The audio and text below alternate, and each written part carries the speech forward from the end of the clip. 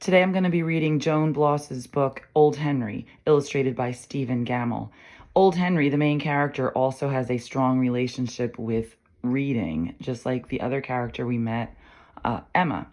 Now, using my Access lenses, I'm looking at the colors and the distance between the only two characters here, this old man and his pet parrot. I'm looking at the things in the background, like everything is a little bit askew and tipping over. Nothing is really straight and neat. I think that's a clue. It's another picture of Henry and a bunch of belongings. The story begins when a stranger appears and moves into a house that was vacant for years. No one thought he meant to stay. The house was drafty, dark, and gray, and more than 7 years had passed since anyone had lived there last. I've seen houses like this. I've seen houses like this even pretty close to Farmingdale. You know, they look like they used to be really wonderful, but nobody lived there for a while, and so no one took care of it. But looking at him, he seems interested.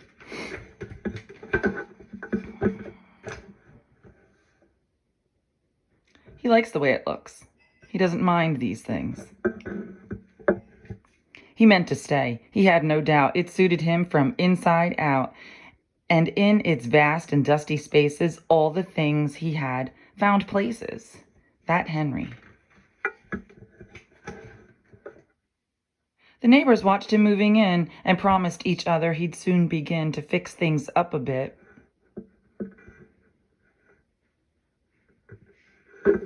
I noticed that they're staying distant from him. He didn't think of it.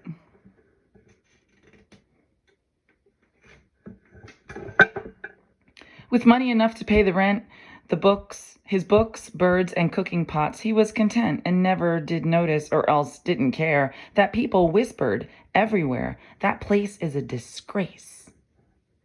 Okay, here I would make a jot. I'd make a connection about how neighbors can do that. Just, talk about the house on the block that isn't really being taken care of correctly. At least, they remarked, you would think he could show a little respect for the neighborhood. That place is a disgrace. So these are the other houses in the neighborhood. Look, very neat, clean. Look at the posture of the neighbors. Not too happy. At last, they decided to form a committee and went to him saying, "We're proud of our city. If you'd only help out, think how good it would look." "Excuse me," he bowed and went back to his book. Okay, so here I might jot that he loves reading so much that he's ignoring his other commitments in life, like taking care of his house. That Henry. Okay, look. But look, he's happy. He does not care what they are saying about him. He reads while he's cooking.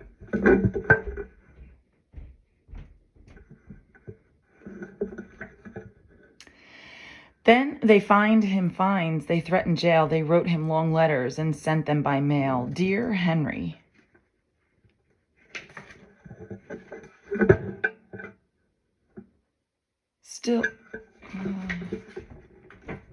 Still, the hollyhocks wilted, unwatered, unkempt.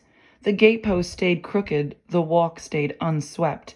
And things went on as they'd begun, and he angered his neighbors, one by one. So unfriendly, never talks. Can't we make him sweep his walks? No, there's nothing we can do, you nasty Polly, shoo, bird, shoo. Look at their faces. At first I was like relating with them. I could understand their feelings, but now I'm like, oh, they're just horrible and mean. On a day in November, they sought the advice of the mayor, who suggested being nice. Being nice? Please, try it twice. The mayor. But when two of the ladies baked him a pie, he said, "I'm not hungry. No, thank you. Goodbye." Here I would jot, I wonder why he's like that. Like, I know he likes to eat, so why would he turn down a pie. And look, they're smiling. They're trying.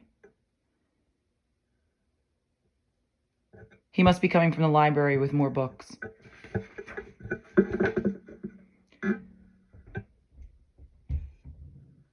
Wintertime. Big snowstorm.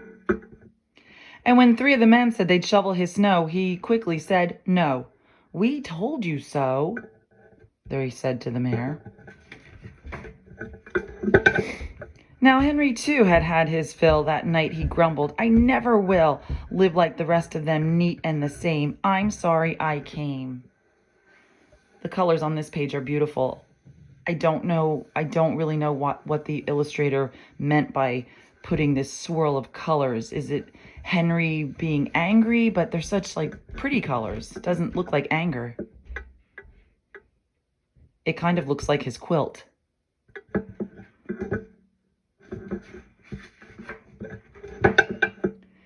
Then he packed some things in shopping bags and tied the rest in 3 old rags. He didn't make plans. He just left a short note, a hastily written, "Gone to Dakota." He taped it to the big front door. And no one lived there anymore.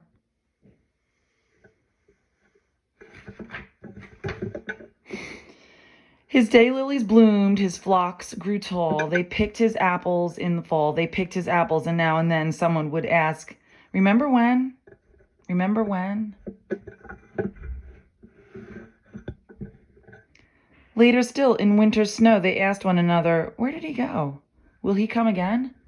So now it's winter again. So he left, and a whole year has passed. His house looks so empty, so dark in the night, and having him gone doesn't make us more right. That Henry. I think they're starting to think about their behavior towards him and feel bad.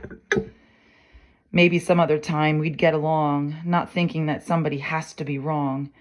And we don't have to make such a terrible fuss because everyone isn't exactly like us. I wrote a little note to myself here that part kind of reminds me of a Dr. Seuss story. We'll talk about it after you guys listen to this. Meanwhile, old Henry, to his great surprise, was missing the neighbors who'd brought him the pies. In spite of their nagging, he really did care for them in their street. So he wrote to the mayor. Looks to me like Henry's been homeless, living in the woods. What? Dear Mr. Mayor, I'm finding it hard to be far from my house and my tree in my yard. If I mended the gate and I shoveled the snow, would they not scold my birds? Could I let my grass grow? Please write and tell me the answers so then we can all get together. We can all get together. Sincerely yours, Henry. Looks like he's expecting a good response or maybe he just leaves everything in bags. I don't know. That's it. The end. So this is the kind of book where they leave it up to you, the reader, to write the rest of the ending. How do you think it ended? You think they let him back and he did move back and everybody was happy? I don't know. We'll talk about it in school.